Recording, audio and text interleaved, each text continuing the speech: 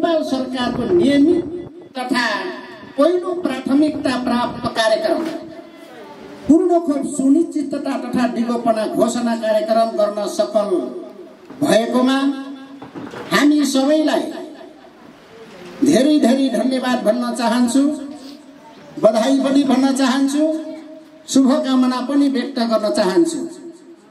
यति मात्र होइन, आज संयोगले जनै पूर्णिमाको दिन पनि परेको रहेछ। बुद्ध जयन्ती, माफ गर्नु होला, बुद्ध जयन्ती पनि परेको रहेछ। त्यो बुद्ध जयन्तीको सु अवसरमा यहाँहरू उपस्थित सम्पूर्णमा र हाम्रो कार्यक्रमलाई हेर्ने सुन्ने सम्पूर्णमा अथवा हाम्रो देशमा बस्ने विदेशमा बस्ने सम्पूर्ण नेपाली दाजुभाइ तथा दिदीबहिनीहरूमा सुख शान्ति समृद्धि सुस्वास्थ्य दीर्घायु एवं उत्तर प्रगतिको पनि म हार्दिक मङ्गलमय शुभकामना व्यक्त गर्न चाहन्छु। अवश्य पनि यो कार्यक्रमलाई प्रत्यक्ष अप्रत्यक्ष ढङ्गबाट, दृश्य अदृश्य ढङ्गबाट, भौतिक अभौतिक ढङ्गबाट सहयोग पुर्याउने हाम्रो स्वास्थ्य कार्य रोल्पाका प्रतिनिधि साथीहरू, कर्मचारी मित्रहरूको उपस्थिति भएको छ। उहाँहरूले हाम्रो लुङ्ग्री गाउँपालिकाको स्वास्थ्य क्षेत्रमा धेरै महत्त्वपूर्ण कामहरू गरेर सहयोग गर्नुभएको छ। स्वास्थ्य कार्य रोल्पाप्रति म आभार व्यक्त गर्न चाहन्छु, कृतज्ञता जाहेर गर्न चाहन्छु। त्यसै गरिकन हाम्रो लुङ्ग्री गाउँपालिकाले अलि यो वर्ष ढिलो गरी पूर्ण खोप सुनिश्चित तथा दिगोपना घोषणा कार्यक्रम गरेको छ। अघि पनि हाम्रो स्वास्थ्य कार्यालयका सरले भनिसक्नु भएको छ।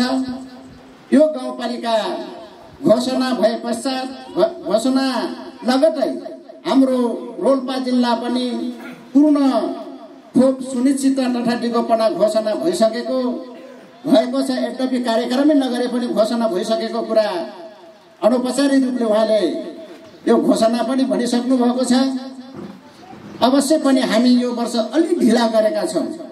रोल्पा जिल्लाका 10वटा स्थानीय तहहरूले घोषणा गरिसकेको अवस्था र अहिले हामी लुङ्ग्री गाउँपालिकाले आजको दिनमा घोषणा गर्दै गर्दा रोल्पा जिल्ला पूर्ण खोप सुनिश्चित तथा दिगोपना घोषणा गर्ने अवस्थामा पुगेको कुरा हामीले जानकारी पनि प्राप्त गरिसकेका छौँ।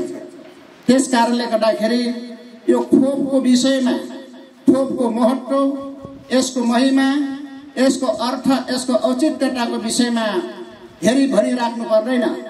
प्रवक्ता मित्रहरूले पनि धेरै कुरो राखिसक्नु भएको छ। यहाँहरू स्वयं पनि धेरै जानकार हुनुहुन्छ।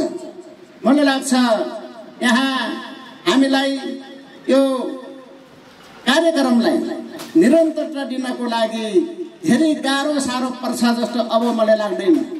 जसरी विगतका दिनमा हामीले धेरै मेहनत गरे, हाम्रा स्वास्थ्य कर्मीका साथीहरू, हाम्रा महिला स्वास्थ्य स्वयंसेवीका जीवहरू असाध्य दुःख कष्टका साथ उहाँहरू धेरै दुःख गर्नुभयो विगतमा।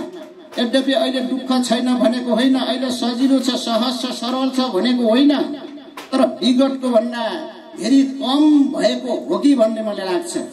किनभने यहाँहरू हाम्रा महिला दिदीबहिनीहरू, हाम्रा आमाहरू, हाम्रा दाजुभाइ, हाम्रा बुबाहरू असाध्य जानकार हुनुहुन्छ। यसको महत्त्व बुझ्नु भएको छ, यसको महिमा बुझ्नु भएको छ। त्यसैले यसको अर्थ र औचित्य बुझिसकेपछि हामीले धेरै भोकाउनु, धेरै रटाउनु, धेरै ढौढुप गरेर खोप केन्द्रमा ल्याउनु पर्छ जस्तो मलाई लाग्दैन। तर केही समस्या पूर्ण रूपले हटेको भने छैन। अघि नै हाम्रा स्वयंसेविकाले पनि भनिसक्नु भएको छ, फोनै नउठाइदिने, फोन गर्दा पनि नलाग्ने वा बलौडा पनि नआउने, अटेरी गर्ने कुरो पनि राखिसक्नु भएको छ। एका ठाउँहरूमा त्यस्तो समस्या अझै पनि छ नै, तर अधिकांश हाम्रा दिदीबहिनीहरू धेरै सचेत भइसक्नु भएको छ। हाम्रो गाउँपालिकाले लुङ्ग्री गाउँपालिकाका हरेक धेरै बस्तीहरूमा, अधिकांश गाउँहरूमा महिला दिदीबहिनीहरू वा पुरुष दाजुभाइहरूलाई सशक्तिकरण गर्नको लागि, सबलीकरण गर्नको लागि गाउँपालिकाले आफ्नो एकल प्रयासबाट होस् या साझेदारी सङ्घ संस्थासँग साझेदारी गरेर होस् कार्यक्रम हामी धेरै सञ्चालन गरिरहेका छौँ।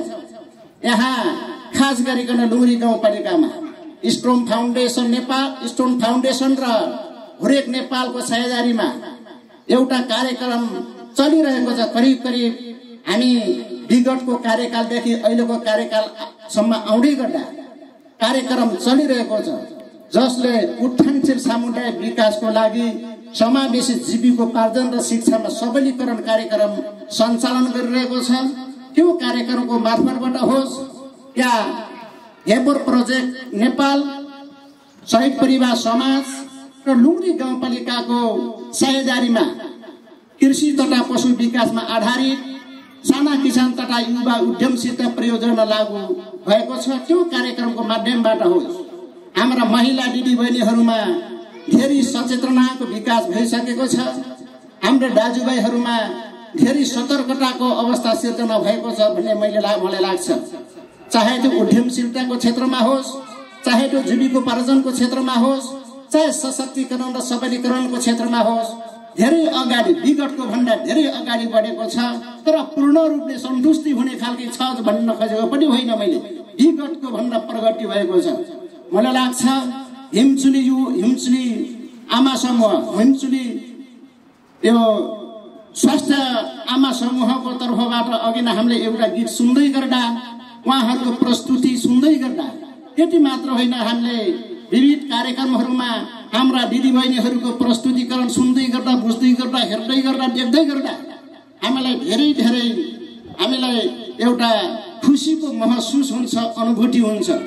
यहाँ स्वास्थ्यसँग सम्बन्धित रहेर गीत असाध्य मार्मिक र सान्दर्भिक गीत प्रस्तुत गरेर जानुभयो। चाहे उहाँको त्यो गीतको सारको कुरा गरौँ या उहाँको स्वरको नै हामी प्रशंसा गरौँ।